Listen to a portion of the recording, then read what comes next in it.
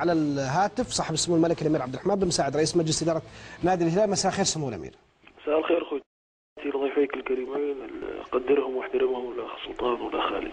سمو الامير، في البدايه نبارك لك ونبارك لسعد الحارثي التوقيع. السؤال الابرز اللي كان اليوم ظهر انه لماذا الامير عبد الرحمن بن مساعد تاخر حتى هذه اللحظه، ولماذا الامير عبد الرحمن بن مساعد وافق في وقت في اصوات هلاليه تقول انه هناك نجوم اولمبيين يستحقون الفرصه، والفرصه متاحه، ممكن تكون متاحه امامهم في غياب العربي للمشاركه في البطوله الافريقيه. والله اخوي تركي، انا يعني عموما القرارات اللي من هالنوع، يعني مثل يعني القرارات اللي فيها يعني قرارات كبيره من هالنوع مثلا، او اي تعاقدات او اي شيء من هالقبيل، يعني جرت العاده عندنا في الهلال انه الواحد يعني يستشير، ياخذ الاراء كلها، الاراء الفنيه من الكابتن سامي، من المدرب، من الاراء اعضاء مجلس الاداره، اراء اعضاء الشرف الداعمين، وبعد كذا الواحد يعطي نفسه يعني فرصه لحسابه ما يراه من ايجابيات وسلبيات، ويشوف راي الغالبيه وين رايح. اذا كان راي الغالبيه يعني في نهايه الامر هو صاحب القرار انا في النهايه، لان انا اللي ساتحمل مسؤوليه القرار في نهايه الامر. فاللي حصل انه انا يعني وازنت المساله، يعني كانت عباره عن حرص شديد على انه يعني اتخذ قرار. انا متاكد انه يعني الايجابيات في رايي هي اللي ترجح اتخاذ قرار مثل هذا، واتخذنا القرار. والحمد لله انه سعد الحارثي الان هلالي، لاعب كبير، انتقل يعني لاعب نجم، كان نجم في نادي كبير نادي النصر، لاعب في نادي كبير نادي النصر، وانتقل لنادي كبير اللي هو نادي الهلال، لاعب منتخب. نتمنى انه من خلال نادي الهلال ان شاء الله يرجع يقدم المستويات المتميزه المعروفه عنه، ويكون مفيد لنا ونكون مفيدين له، والعقد صيغ بطريقه تحفظ حقوق الطرفين. انا متاكد ان شاء الله انه احنا سنهيئ كل الاجواء المناسبه لساعد انه ان شاء الله يبرز، وهو ان شاء الله متاكدين انه هو حيعطي كل ما عنده لكي يثبت انه سعد الحارثي لا زال هو النجم اللي عنده الكثير اللي يقدمه للهلال والكرة السعودية بشكل عام. فيما يتعلق بسؤالك اخوي تركي عن انه اللعيبة الاولمبيين، انا احب بس اقول حاجة. احنا في نهاية الامر كان من ضمن الاشياء ظروف الفريق، يعني احنا عندنا اول شيء عندنا بطولات كثير. عندنا الان في فترة من الفترات حيكون في غياب للاعب العربي بسبب مشاركة بطولة افريقيا. عندنا السنة هذه الفارق عن السنة اللي فاتت انه الفريق الاولمبي يقدم نتائج متميزة وينافس على بطولة الامير فيصل بن فهد. فعندك اللعيبه اللي في الاولمبي زي مثلا، يعني حتى مو بس المهاجمين، زي مثلا سالم الدوسري، زي الجهني، زي حتى المدافعين رضوان الموسى، من المصلحه انه دعمهم مع الفريق الاولمبي لمواصله الانجازات اللي قاعدين يسوونها. هذول حيخدموا الهلال في مرحله مستقبليه، يعني ما في داعي للعجله عليهم. ولكن ما دام الفريق قاعد ينافس الان، من المصلحه انك انت تعزز فرصه في الحصول على لقب بطوله مهمه قاعدين يتعبوا فيها. فبالتالي انت لما يروح العربي في بطولة افريقيا حيصير عندنا احنا باقي يوب يونغسو، وباقي طبعا كلاعب اجنبي، وفي الكابتن عيسى المحياني ولاعب كبير، وحيكون في الكابتن سعد الحارثي. حيصير في عندنا 3 مهاجمين، وهو عدد كافي انهم يعني كلهم يقدمون المأمول منهم ويخدموا الفريق ان شاء الله في المرحلة اللي فيها مشاركات كثير وتستدعي تواجد مهاجمين عندهم نوعية معينة من الخبرة ويمتلكها سعد الحارثي. طيب ياسر القحطاني، ما كان في تفكيرك في الموضوع بخصوص جماهير الهلال انه تخلي ياسر القحطاني يروح وتجيب سعد الحارثي؟ لانه هذا تفسير عند بعض الجماهير الهلاليه انه ليش نتحمل سعد وما تحملنا ياسر؟ طيب هو هذا السؤال جيد، تعرف، بس هذه تعرف تركي اخوي كانها نظريه المؤامره، كان احنا مخططين المنظمة الماسونية العالمية مخططين من سنتين ان نودي ياسر ونجيب سعد الحارثي. الامور جت بظروفها، الامور يعني ياسر القحطاني في نهاية الامر معروفة ظروف اعارته. ياسر كان عنده رغبة شديدة في تغيير الاجواء، وكان يعني يعلم انه هو ما كان حيكون يعني بالتأكيد لاعب اساسي في ظل وجود 2 لاعبين اجانب، وفي نفس الوقت كمان كان عنده رغبة شديدة في انه ايضا يعني يروح يستعيد مستواه ويلعب اساسي في فريق كبير مع ناس مرتاح لهم زي كوزمن زي رادوي. وفي نفس الوقت كمان يعني كان حياخذ مبلغ كبير، يعني فرق 7 مليون كان حياخذ في السنه مثلا مرتبه اللي ياخذه، يعني بدل اللي كان حياخذه في السنه هذه واللي اخذه من العين تكلم عن 7-6 مليون. فانت تخيل لو كان مثلا احنا رفضنا رغبه ياسر القحطاني وهو قاعد وكان احتياط، وضيعت عليه 6 مليون، وضيعت عليه رغبة انه هو يروح يجرب في جو جديد ويرجع لنا السنة الجاية. اكيد كان القرار كما سبق يعني وشرحت قبل ذلك انه هذا القرار كان حيكون يعني حيعود بالسوء علينا وعلى ياسر القحطاني، سيما انه ياسر معار. هذا اللي احب اذكر الجميع. ياسر سيعود ان شاء الله السنه القادمه من العين، وسيبقى في عقده سنتين مع الهلال. فلا علاقه بموضوع سعد الحارثي، هذا موضوع طرأ مؤخرا، لانه احنا ما يعني اصلا يعني قبل لما اعرنا ياسر القحطاني، من اين لنا ان نعلم انه سعد الحارثي لن يجدد مع النصر؟ فهذه ليست لها علاقه بتلك. طيب سمو الامير، في حال لا سمح الله فشلت الصفقه، يعني احنا نتمنى التوفيق لكل اللاعبين في كل الانديه، لكن في حال لا سمح الله فشلت الصفقه، عبد الرحمن بن مساعد سيكون في وجه التيار، في وجه المدفع امام الجماهير، امام الراي العام الرياضي، انه احضر سعد الحارثي وما نجح. تركي، انا بقول على شيء، في ناس تعتقد انه احنا في نهايه الامر في الرياضه او في اي مجال عمل، ولكن تحديدا في الرياضه وفي الكوره، انت لما تتخذ 20 قرار يطلع منها 12 او 14 قرار نتائجهم ايجابيه و6 غلط، هذه نتيجه ممتازه. في نهايه الامر انت لازم يعني لو الواحد عنده وصفه للنجاح، كان كل الناس اشترت وصفه النجاح هذه وصارت ناجحه. ما في كتالوج، هي انت تاخذ قرارات وفق معطيات ووفق ظروف معينة عندك ووفق حسابات. إذا الحسابات هذه ما ضبطت، الظروف هذه ما أصبحت مواتية، ربما يفشل القرار. ولكن احنا صغنا العقد بطريقة تحفظ حقوق جميع الأطراف، تحفظ حق سعد الحارثي وتحفظ حقنا كنادي. في نهاية الأمر الكرة في ملعب سعد الحارثي وفي ملعبنا، وأنا متأكد أن احنا كسبنا نجم كبير. أدعو الجماهير الهلالية لمساندته بكل ما تملك من قوة، ومتأكد إن شاء الله أنه هو حيثبت أنه سعد الحارثي هو سعد الحارثي. طيب متفائل بذلك كثيرا يعني، والتوفيق بيد رب العالمين.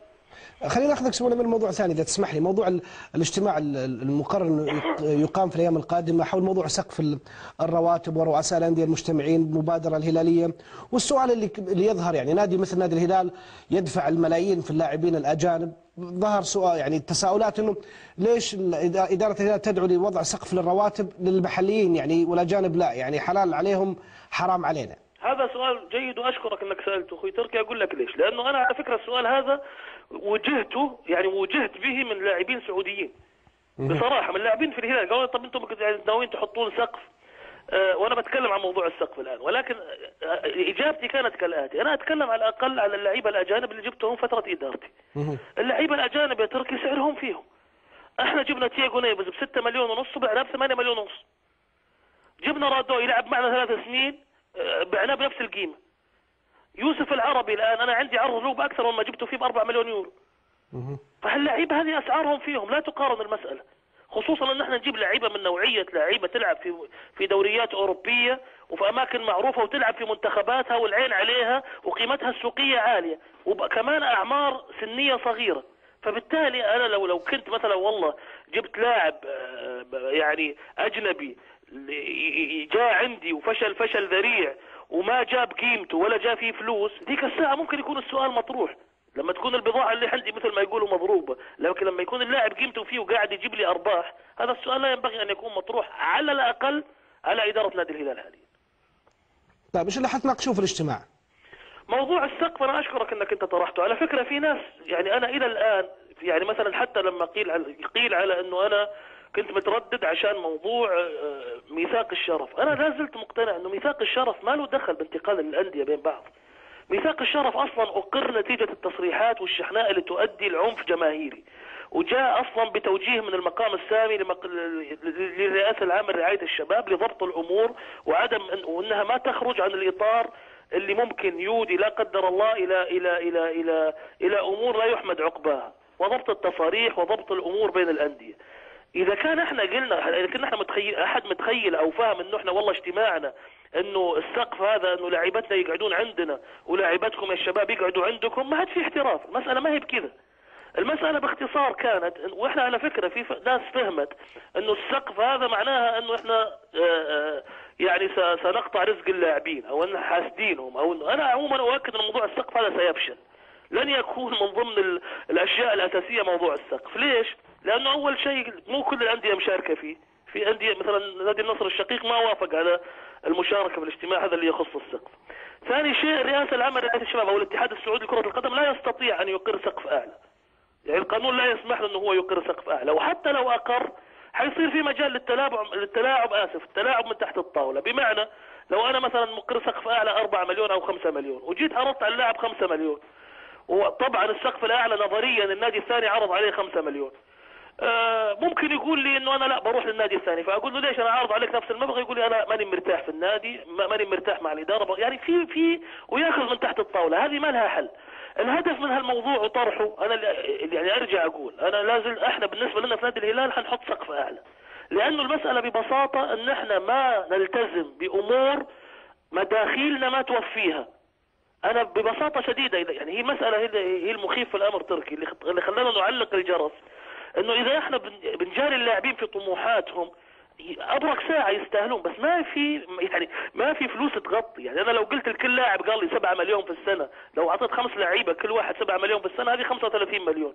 طب انا ممكن عشان عندي نجم كبير ابغاه يوقع معي 5 سنين، اقول له ابد ابرك الساعات 12 مليون في السنه، واول 12 مليون انا بتدبر له اياها، وبعدين استقيل اخر السنه، استقيل وقعت معاه ودبرت له 12 مليون بالطول بالعرض مني انا من اعضاء الشرف، باقي 48 مليون في 4 سنين تتحملها الاداره القادمه. وراي. هذا الامر ينبغي ان يعاد النظر فيه. بس الاجتماع عموما موضوع السقف هذا حيفشل من الان، انا اقول لك لن نتفق على سقف، ولكن في امور ثانيه مهمه، امور النقل التلفزيوني، حقوق الانديه، امور توزيع الغاء مقدمات العقود، امور كثيره نبغى نتدارسها. وانا عموما اعتقد انه الرئاسه العامه لرعايه الشباب برئاسه الامير نواف بن فيصل قد يكون عندها قرارات استباقيه قبل اجتماعنا. افهم من كلامك سمو الامير اذا تسمح لي انه انتم ترغبون في خلينا نقول انشاء تكتل لاخذ موقف معين من بعض الحقوق المتاخره للانديه مثلا؟ لا مو هو كذا. احنا في نهايه الامر شوف بقول لك على شيء للامانه، الامير نواف بن فيصل يعني انا اسمح لي انه اشيد فيه من خلال برنامجك، يعني حريص جدا على انه عنده قناعه، وهذه لمستها بنفسي، انه تطور الانديه وتوسع مداخلها حينعكس على المنتخبات، وبالتالي حينعكس على الرياضه بالفائده.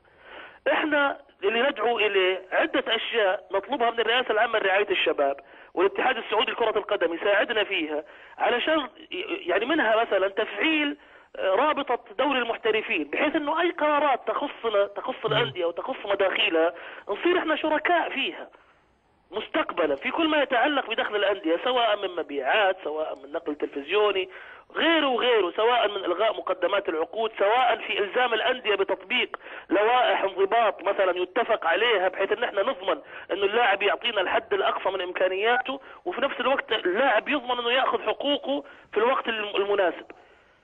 هذه كلها امور لازم نجتمع ونرفع للرئاسه العامه لرعايه الشباب فيها، وهو اجتماع تشاوري. ولكن الاجتماع ليس اؤكد انه موضوع السقف هذا ربما يكون موضوع لا جدوى منها، يعني مثل ما قلت لك الاسباب اللي ذكرتها، لامكانيه التلاعب والعدم قدره الرئاسه العامه والاتحاد السعودي وفق الاتحاد الدولي على انهم يحطوا سقف اعلى، وفي نفس الوقت كمان لعدم مشاركه جميع الانديه فيها. طيب سمو الامير سؤال اخير قبل ما اودعك، عبد الله شهيل وبنواف العابد. نواف العابد لن نفرط فيه باي حال من الاحوال. بدون تفكير؟ بدون تفكير لا ابدا. صاحب السمو الملك الامير عبد الرحمن بن مساعد رئيس مجلس اداره نادي الهلال، شكرا جزيلا لك.